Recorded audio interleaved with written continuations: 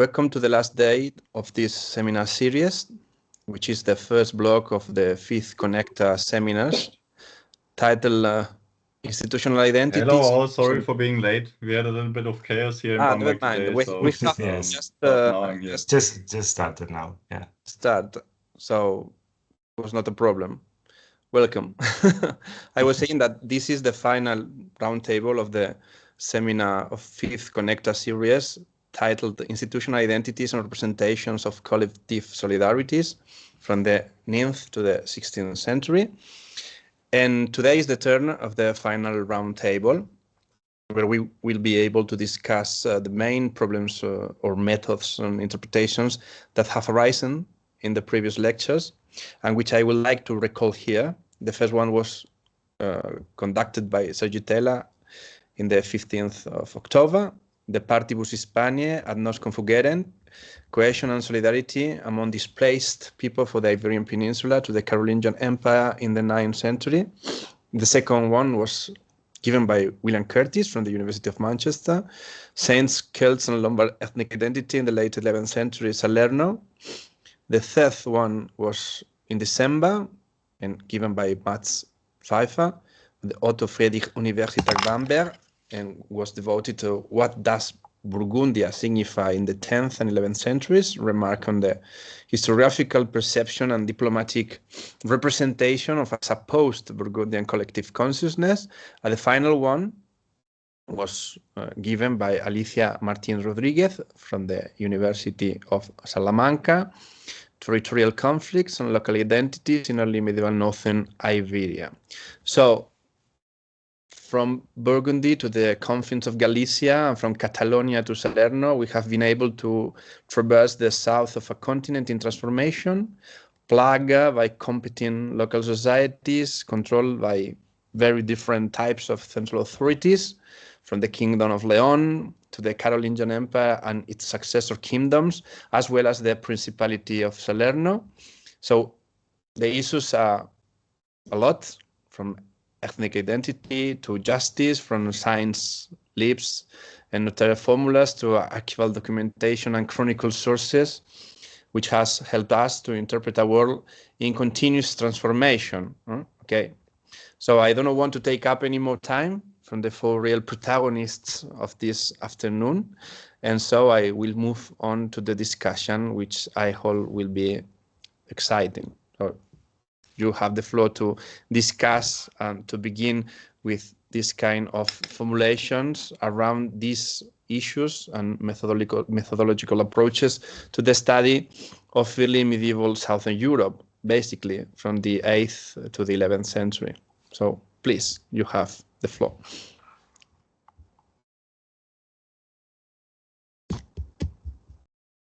Well, I'm breaking the ice if Thank you very much. If I have to.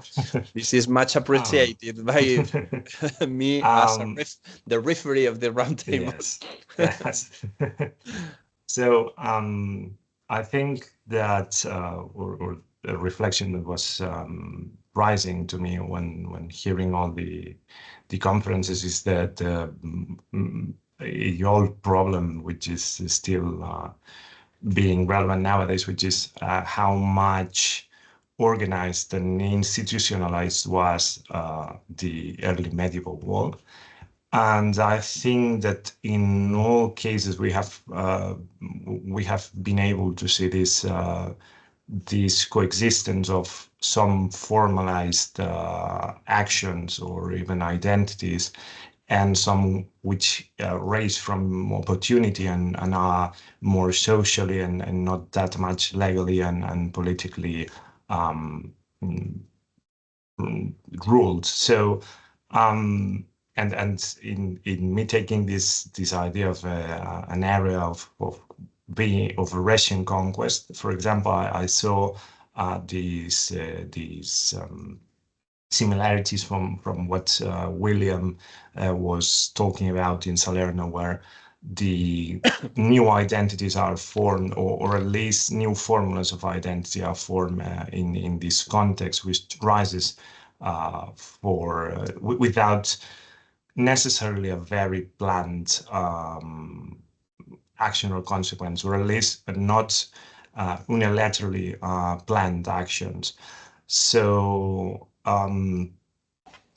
in other cases, we have seen similarly about, for example, the composition of those councils in northern Iberia, which also translates to the topic that I presented there, which we don't know really who those Hispani that I was talking to about were exactly. We know names, we know some of their area of influence, we know in some cases where their properties were, but not that much about that, or even in the case that Mats presented about the naming of Burgundia, which we also shared some thoughts about it in emails about regarding, for example, the naming of the Spanish March, or even the Carolingian territories and the nomenclature, which was formed not in a very unified context, but also with the participation and presence of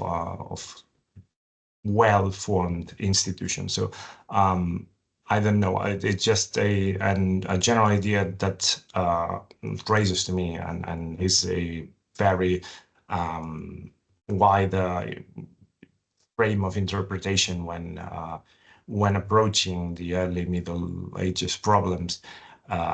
Is this situation that all seems to be acting in a frame where not everything is very planned, but there are actions that plan certain ways of acting. And I would like to know which are your approaches to this problem. How do you think more or less can act? And obviously that is a question that I would like to know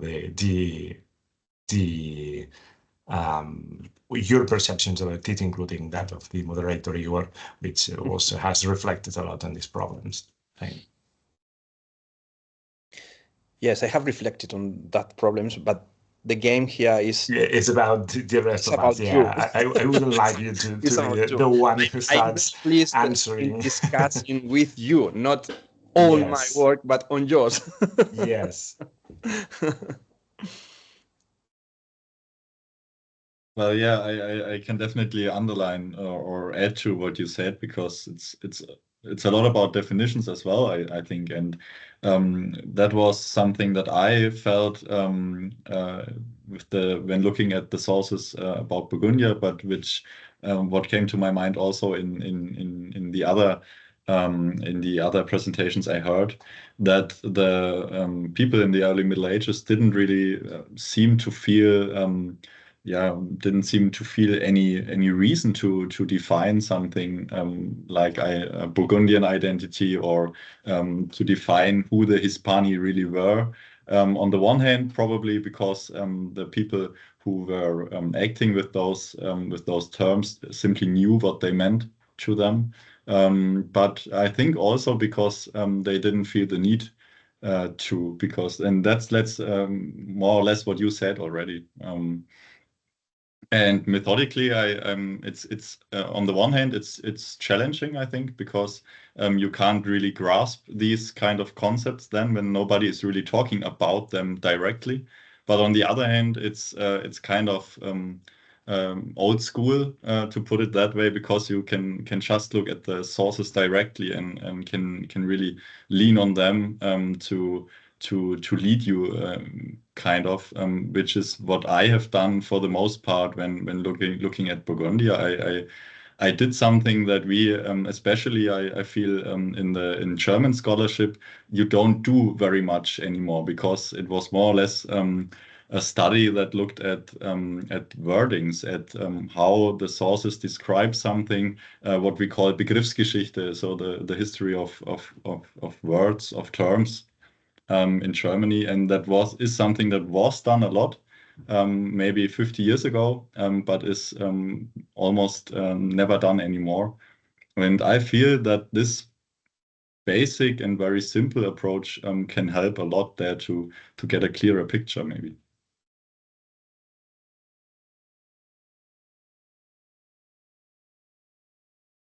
I don't know if that applies also to the other subjects that we had. Alicia, William, do you want to say something on that? I will recall only that we have faced in this kind of research with the eternal problem of labels. No? Mm-hmm. Yeah. Labels, not only ethnic. Every kind of label you can find in your sources, in written sources, their construction, their evolution through time. What has been seen very well in these months has been the fluidity, and above all, that the fact that on many occasions there are labels like Hispani or also within the walls of Salerno that are established from outside that kind of groups or peoples. So we have to be very aware of that kind of methodological issues and the ways in which we confront and approach the written sources, which are always obviously constructs, intellectual constructs, which have passed many centuries of archival preservation, which not even that preservation is innocent. So it's something that have to be with the methods of the research. With U4 has every way put very clearly in your seminars, in your papers. So what do you think?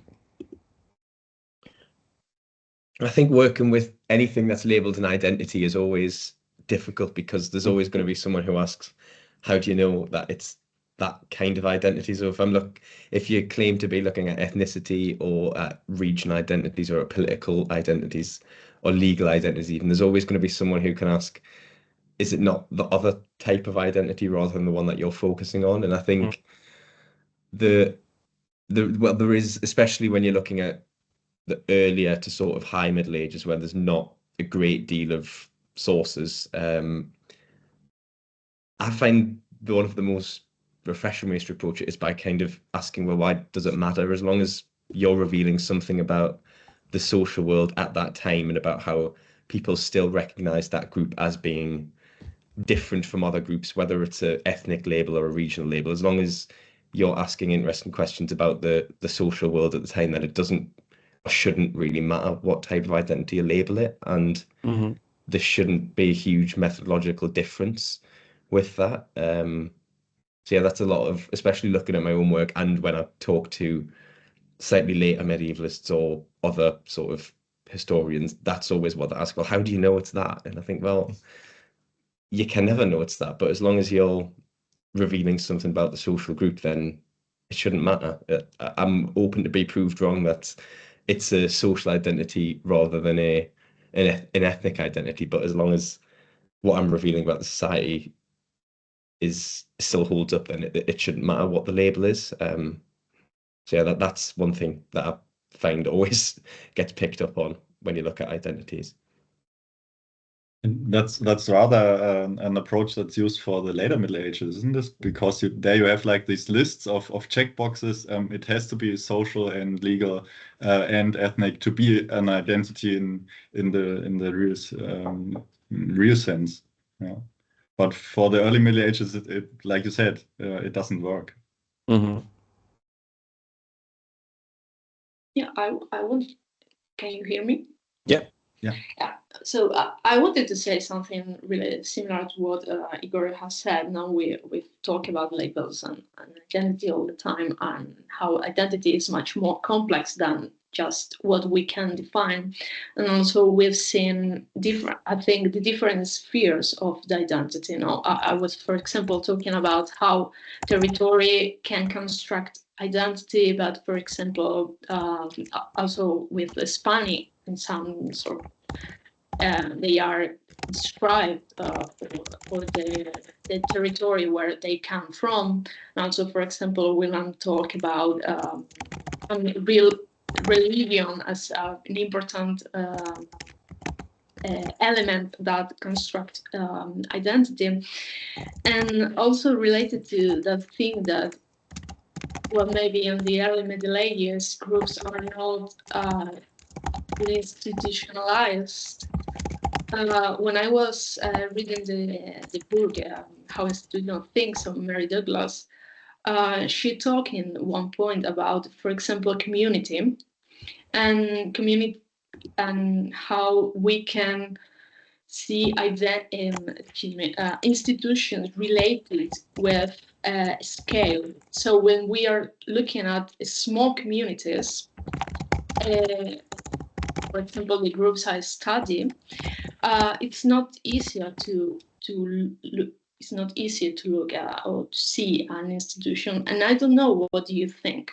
Because I really said I'm convinced that groups are not really institutionalized groups or really institutionalized communities, but you that study leads and bigger spheres, I don't know if you can see these institutionalized institutions or not, or if you think we can also see institution at more local level, or, well, I don't know, because it was really interesting to me, this argument.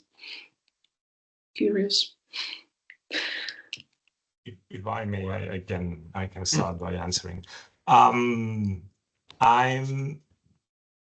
have more or less the same problems with this specific topic on the Hispanic, and later I can discuss a bit more about the Carolingia and Catalonia, which has different problems as there are the wider social groups that we can document and we can study is simply bigger. But for this specific case, it's not really that much a big group, or at least that we can appreciate. We have this list, the most comprehensive group of Hispanic that are documented at the same time, and in the early 9th century, is of 42 male members that are clearly identified as Hispanic. We know that they traveled and they established themselves in Septimania and south of France with family. Sometimes brothers of the original founder being mentioned, sometimes the sons taking the labor later and renewing their links to the Carolingian authority. And we know also that they had their own groups of dependents that could be mentioned as slaves or not. So probably the group is much wider. But the group really and legally recognized is quite small, in fact. This idea of the group being institutionalized works for a very little period of time when it becomes legally useful, but afterwards we left trace of any legalization really specifically acting over the Hispanic, and then is when the group becomes much wider. We cannot even document any kind of sense of belonging together. It's much more this idea that they are occupying the lands by a specific set of rights that were anciently given to their ancestors. So probably here we have an example which is not that useful in that first of all it's very dynamic, and second of all we don't really know how much strictly organized was. The main idea was that it was clearly defined for the whole 9th and 10th century, where documentary evidence of Hispanic becomes. I think that probably well-defined and close group can be identified by some of the migrants in this period, and later it becomes something else, which shares its name. Again, this problematic with labels that become useful, but at the same time, the reality are changing. For other groups in this same period, it is more or less problem similar to some of what you were mentioning when we are studying legal records or When it's about aristocratic groups, we can have a much more close identity overall, with some apparent sense of aristocratic ideas. But when we analyze the idea of identities, for example, so-called Gothic or Franks, that becomes a mess again. We can say that some individuals were being said to be gods. We don't know much about what were the reasons behind it. Sometimes gods are male aristocratic and warrior-like identity. Sometimes they are women that appear in transactions. Sometimes they are high aristocratics who are given the ruleship over counties or the first bishoprics in Catalonia, but sometimes are just low rank peasants or medium rank peasants. So there are a lot of problematics about it. I think that is much more of a widespread problematic, and that each group needs to be addressed by its own, because the some of the problems they may share, but the realities of what we can really know about, because we are very fully conscious that much of the code behind these wars is lost. We don't really know what the author wants to mean. We can reconstruct some kind of idea behind it, but we cannot fully grasp how in 9th century minds in certain areas that may or may not be even where we are living, they are fully different from what we are used to. So I think this problematic is wide. In my case, I try to approach it specifically, and I cannot see that necessarily the smaller communities are necessarily clearer to assess or even more institutionalized. Okay. Does anyone to say more on this? Okay. Just a quick note, maybe, because I didn't really look into that. But when thinking about Burgundian identity, oftentimes the topic of a legal approach is also used, because you have like a Burgundian law codex, I think Lex Gundobadorum or something like that. And you can actually trace this legal framework also in the 10th and 11th centuries. And there, most of the time, you can see it used actually in also smaller communities or groups. So it's more or less the same, which you have already said, also applies there. Yeah, I think thinking about the southern Italian Lombards, I think it's right to say that not all identities are institutionalized completely, but maybe that institutions are necessary within those groups to continue to withhold the identity. Because I mean, if talking about thinking about the Burgundians there, it sounds like a lot of that is legally based, and not every person who would describe to being Burgundian would necessarily have a good knowledge of these laws. However, there needs to be an institution within that group who can act legally on behalf to kind of like continue the sense of Burgundian identity. So it doesn't necessarily have to be legal, but I think maybe institutions within the groups. And I've never really thought about it, identity from an institutional point of view in my own work, but maybe now thinking about that, yeah, there is, at least in Southern Italy, certain institutions within the ethnic groups, which is what I'm looking at, the ethnicity, that are necessary to the wider sense of self that the group has. But that it would then be a stretch to call them institutionalized groups, because there are probably very few members of these groups who kind of then reflect the identity on the rest of them.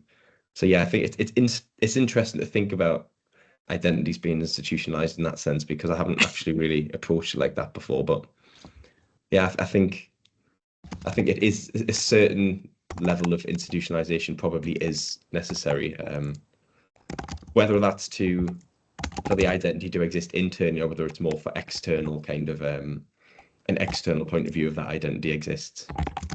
So yeah, I might have to probably think about that a little bit more actually. Yeah. Okay, if may I say something more on this Lombard identity? If you travel from Salerno to Tuscany in the 11th and 12th centuries, you will find in the parchments, in the tens and tens of parchments preserved in different archives, mainly in the Archivio, the State Archive of Florence. You will find people labeled as Lombard, families labeled as Lombard, and those labels try to identify only that families endowed with local power. No, this is to say, the local elites with control one or two castles and deserve such kind of label to underline their local superiority. No, not as in the 19th century. Local scholars thought that they were fossils of families of the Lombard kingdom, no? Surviving the conquest of Italy for centuries as a Lombards. No?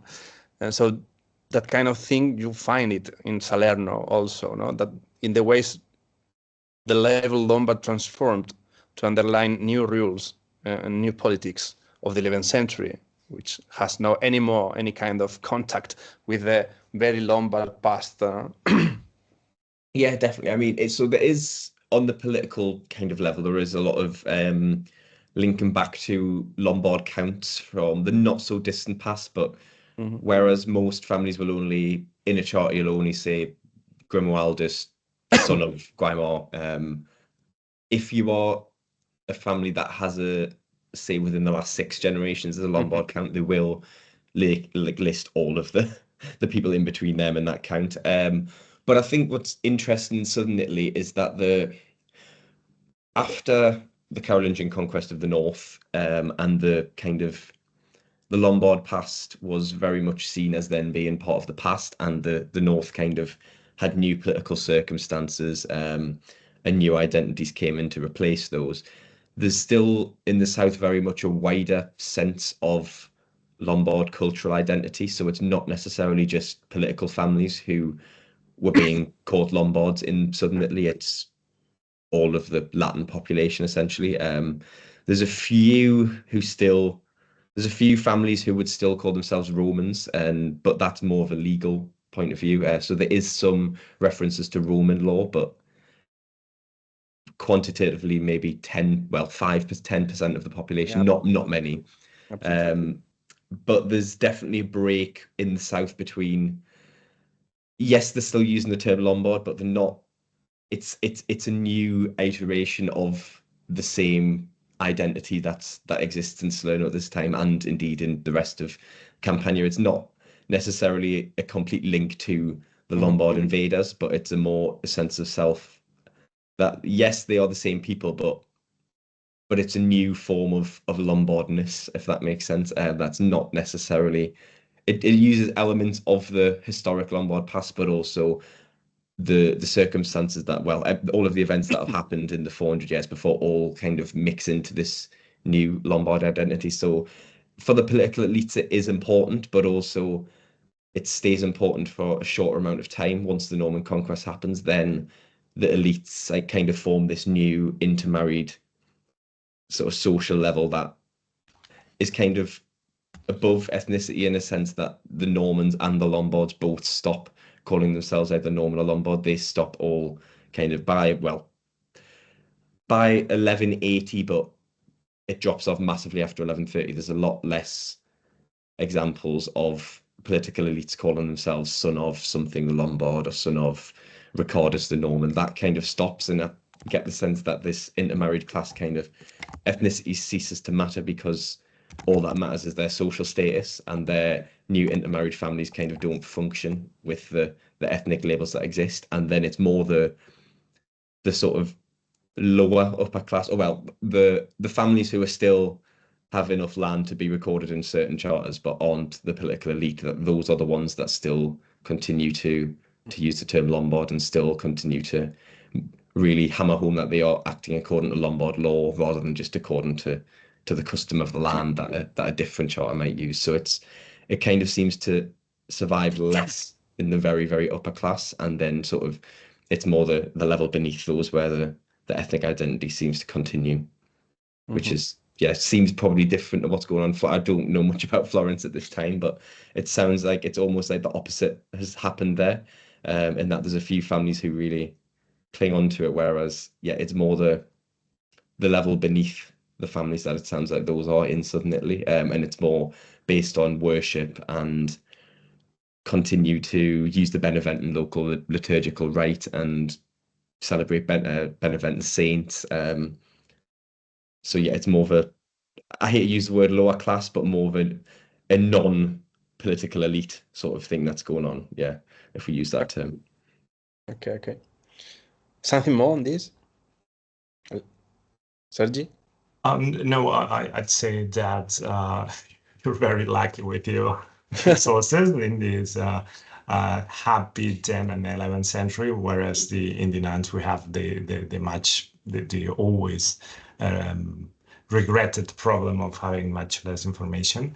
But I found very interesting in respect to what William was presenting in his presentation about this Lombard revival and how this new Lombard identity rises, and also what you were telling about how different it is in Florence, but also has this new renewal and new naming of the problem, because as studying the Carolingian conquest in Catalonia, I find very commonly that we have this Gothic identity, which is not really celebrated by anyone.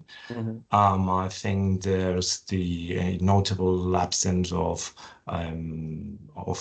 there's an impulse to the cult of local sense. We have only sporadically and not systematically referred this Gothic identity. There are individuals that are clearly labeled Goths, but we don't know how it was experienced in this almost a century that was the Islamic presence in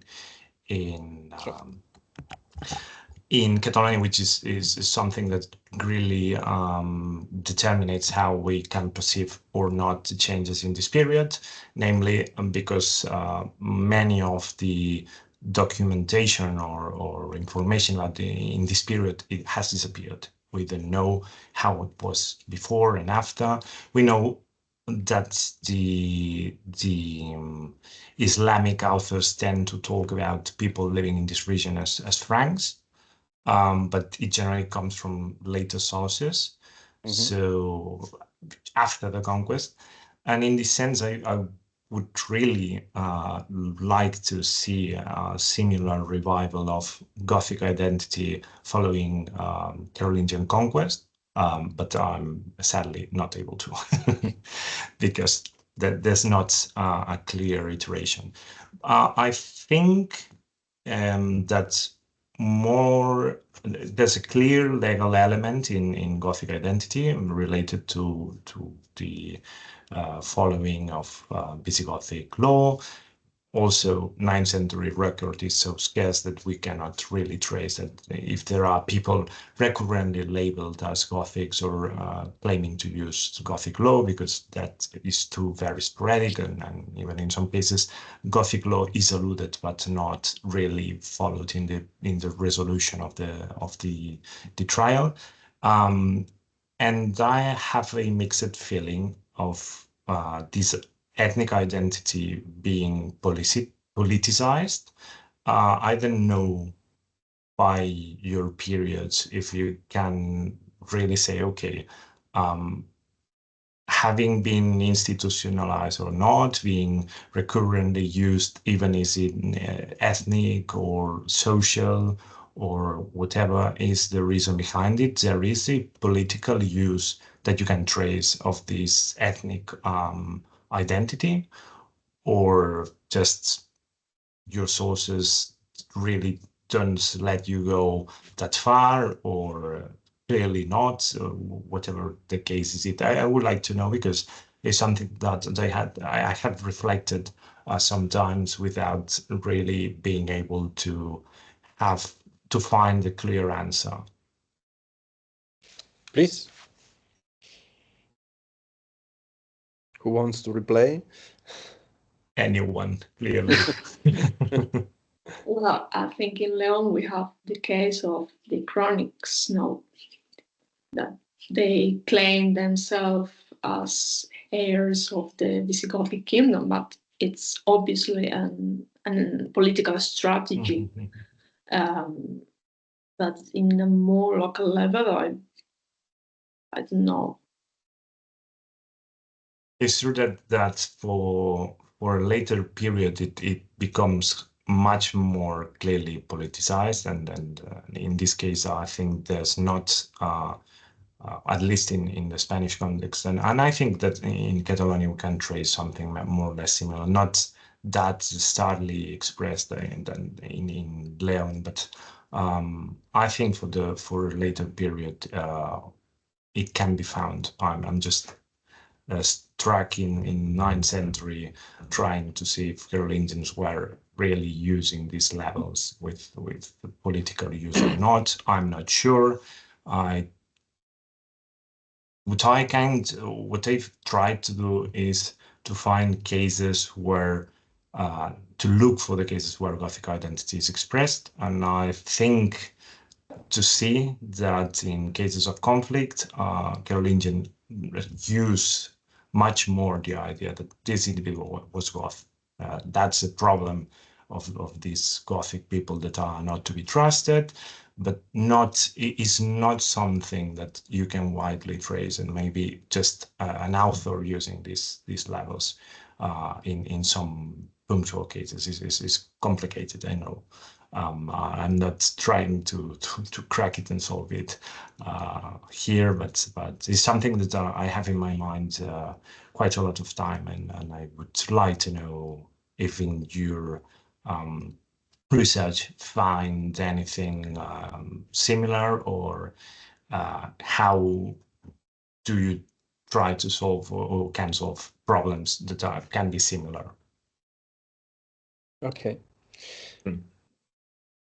Mats, you have something? Yeah, because in the case of Burgundium, I think I have a slightly more an approach that is that can be satisfied with not going too far, because when I'm already satisfied when I find the label Burgundian, basically. But I think it's similar, because the sources they are looking at a really broad picture, like the kingdoms or the duchy, or a geographical area that's really big and that encompasses both. And the more you try to go deeper and farther, the less you can actually see and say about it. That's what I found in my sources, especially in chronicles, of course, because they are just not interested in these kind of topics, especially in the earlier Middle Ages. And I think that's even harder for you in your time period, and in the case of the Spanish March, where you don't really have own chronicles, but you have to rely on the Carolingian ones or the Arabic authors. But I think you can generalize this, I think, for the earlier Middle Ages. And it can be frustrating, especially if you would like to know more about it. As I said, I can be satisfied with what I have in my sources, but it's intriguing nonetheless, I think, to ask these kinds of questions. And the Marca Hispanica is always so difficult to define because it never exists. Yes. Yeah. As such, only in 3 passages of the Annales Bertiniani written by Yes. Prudentius of Troyes. So that is a very much problematic topic. Yes. Yeah. Yes. Okay, I will continue to play the devil's advocate role, and I want to ask you all if what do you think or what we can say about institutions again. So we can define these kind of institutions, which obviously are not formalized, nor are the local communities formalized in this moment, in this period. But I believe that the problem is not so much on the formalization, but of recognizing within that boundaries of we call institution spaces for action. What do you think about Burgundia or Salerno, or also the Kurds in Leon and Galicia, or the Spanish mark, as labels in which marks or landmarks in which scribes and also local powers try to create a path for generating social and political agency?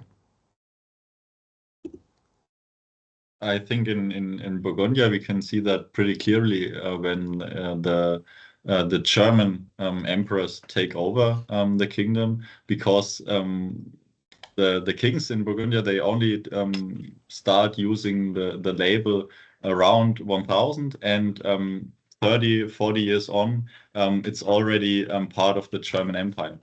And they really connect to this usage of the Burgundian kings before them, and then they try to apply the term also on institutions or functions that they bring into the kingdom. For example, we have the Chancellor, the Burgundian Chancellor, that was never called Burgundian before the Salian takeover of Burgundy, and they really they start calling the local counts Burgundian more often than ever before. It basically only starts then or two, and also the chroniclers from the east, they are very clear in calling the kingdom Burgundian. And so I would say that you can kind of trace like a them trying to really apply the term or the label on their newly acquired kingdom.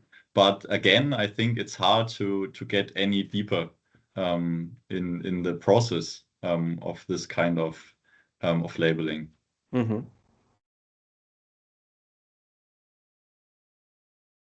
And that's always when I ask myself, what can I actually show or say about it then? If I can only say, yeah, okay, I can detect like the fact that it's used more often, but what can I really say with that then in a wider sense? Okay. Does anyone want to wait on further? Yes, I think that in this sense that we were talking about institutions being not really institutionalized as we might think today or formalized, they were pretty much useful as for their presence and the fact that they appear consistently in the sources is a good example of it. And in the case of the Spanish, I think the whole sense of this community being the whole existence of this community in itself is the example of a group of people using a sort of geographical or ethnic identity which has by itself no social or geographical use, as there are a lot of Spaniards that are not called Hispani or not fit into their delimitation. So that the whole idea of regulating the Hispanic community is in itself and not very formalized institution created by a community who is trying to assert certain agency in social and judiciarily. So I think that there are cases where we can assess it better, and some that we might not really see that clearly and sometimes only trace by name. but through these certain cases that are being used, and I think that the whole Hispanic phenomenon has not a lot of sense if we analyze it outside this institutional framework. I would say that in this case is something particular, at least that we are able to study it.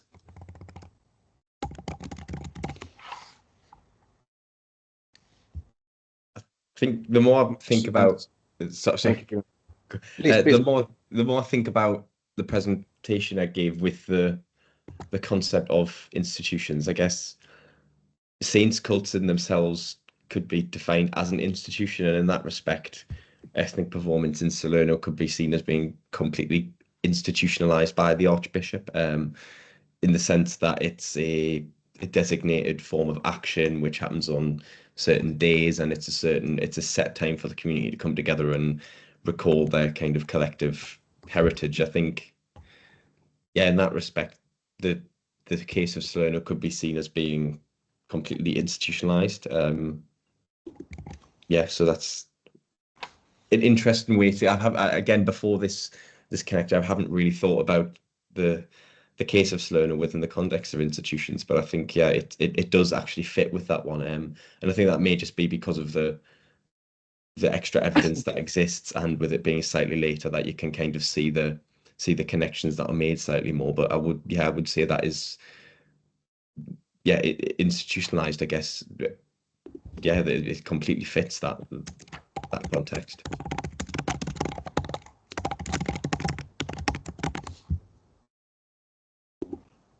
Okay, Alicia.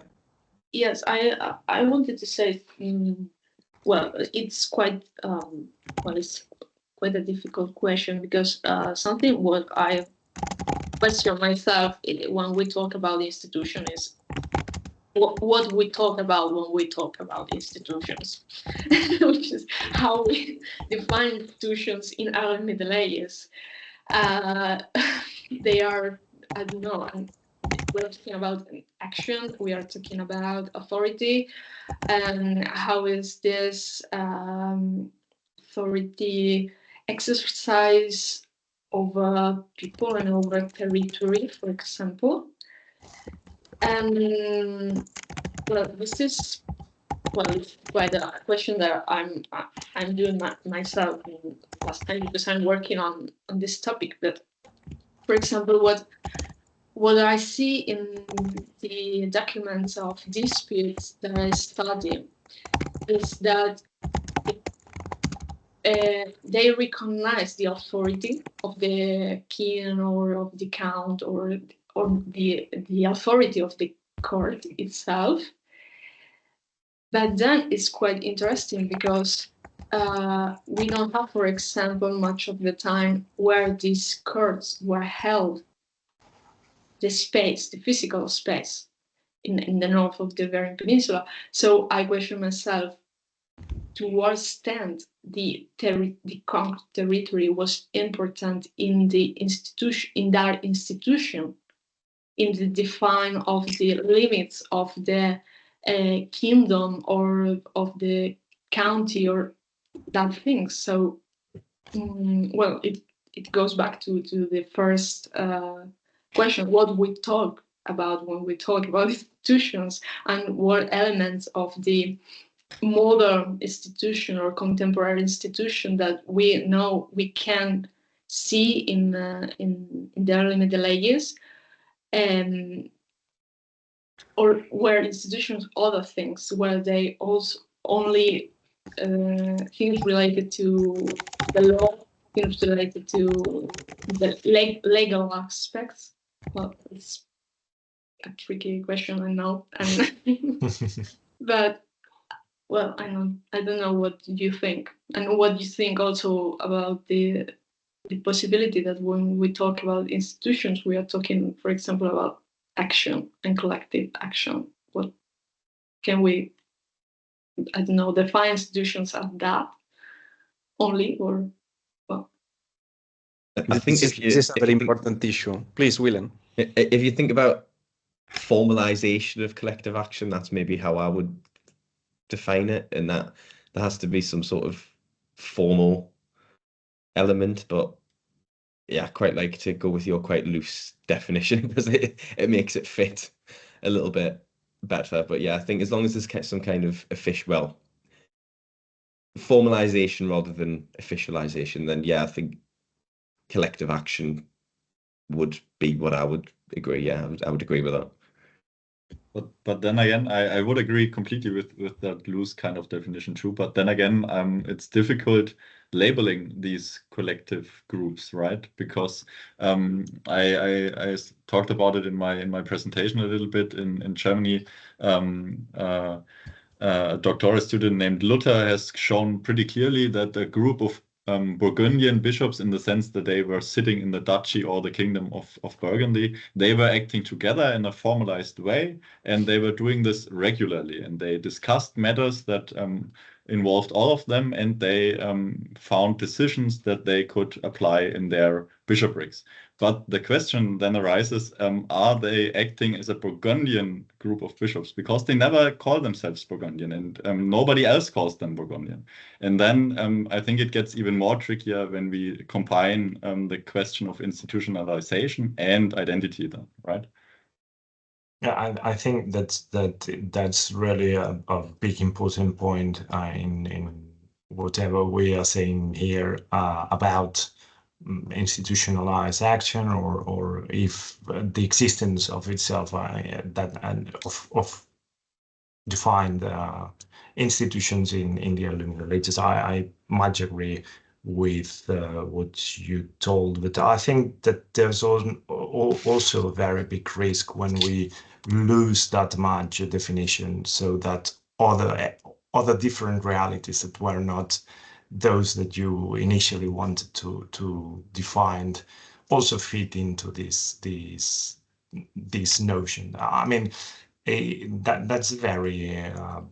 I think it's a topic that has to be reflected on in a very deep level, as it affects every conclusion you might draw it. Maybe we can just point some of the elements here that really needs very strong and deep and go to the root of the problem itself. But as always, when trying to define more formally or well-organized elements, as it happens usually in early Middle Ages when we are studying them, is that if we really accept that very loose definition of it really has any meaning or any use, so that we have to go back to the point to say, okay, yes, when everything is an institution, more or less, does it really mean something?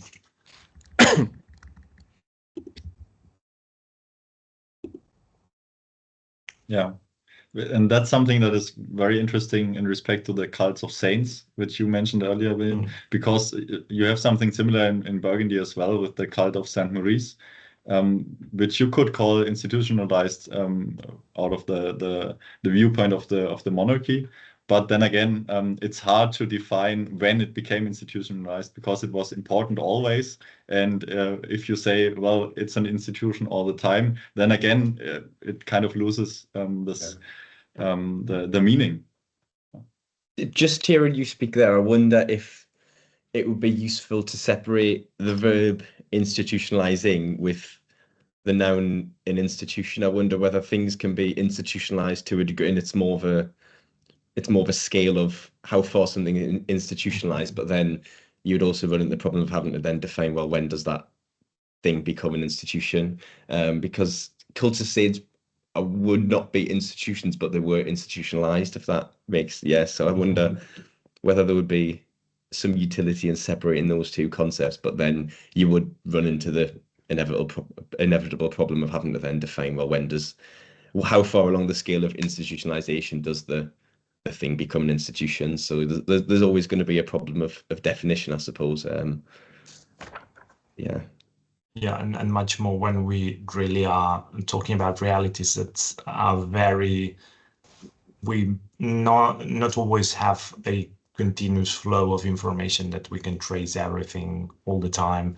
And there are a lot of realities that may stand in the point between institutionalized and institution. So it becomes really critical to have it may be really crucial and critical to have this definition when starting to think about it, because if not, it falls apart.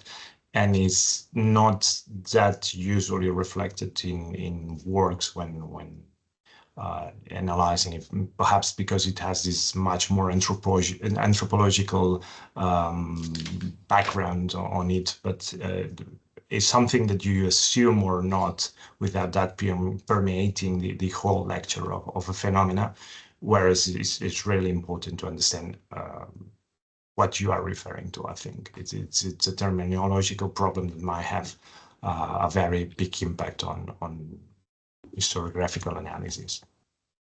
Yeah, and I think another important point is the thing that we sometimes think of institution as, or the process of institutionalization as continuum.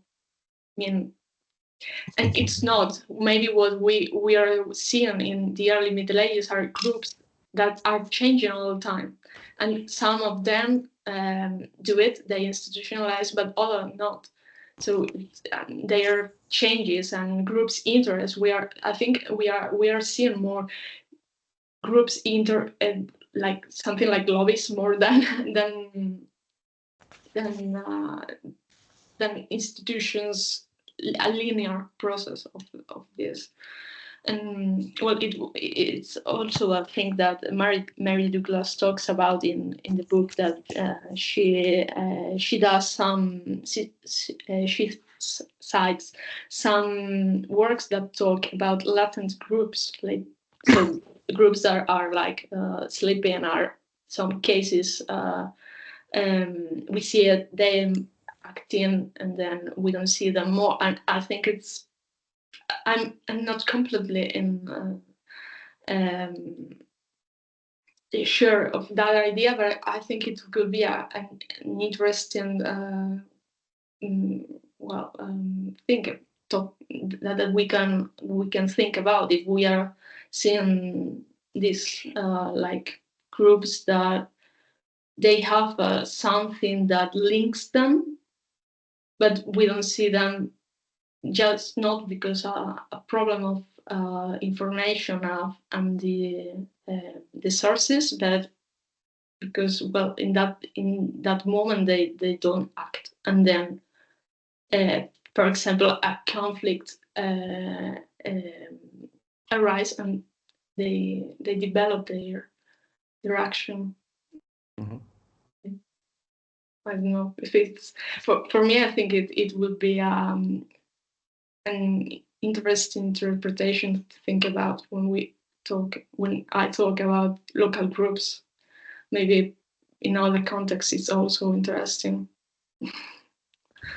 There are also other issues with local groups and local societies, which is the historiographical content of this kind of label and the different national traditions in the study of local communities. In Spain, local communities are a very, very, very useful space of research, while in Italy is much more difficult to find studies concentrated on local societies, because are much recent issues of research, because the traditional historiography of Italy never mentioned local communities in early medieval ages. They always conceived the genesis of the local community in the 11th, 12th century.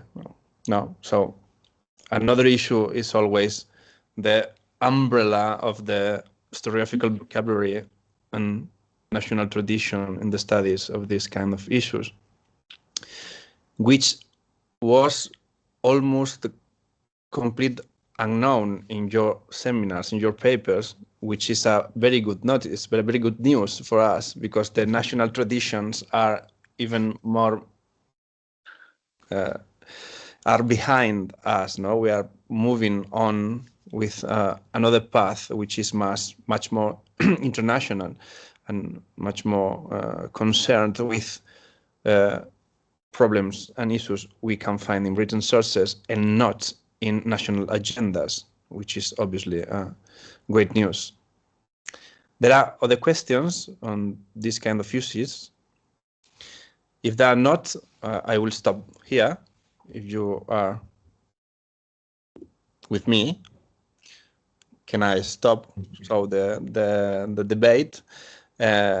Because we have analyzed a lot of problems and it is not worth exaggerating. So thank you very much to all of you for your papers, and also thank you very much to the people who has watched and participate in this 5th Connecta first appointments, and thank you for the passion with you have tackled complicated issues that are at the head of the main historiographical debates on the early middle ages. Hopefully, we will be able to discuss much more things soon, but this time in person, and hopefully over a beer or over a cup of wine if you want. Thank you very much. Thank you. Thank you, everybody. Thank you all. Thank you. Thank you. Also to you, Igor, for the presentation. Yeah, no. Thank you. And thank you very much. Very good. Very good last words. Thank you. Thank you very much. Thank you. Have a nice afternoon. You too. Bye. Bye. Bye. Bye.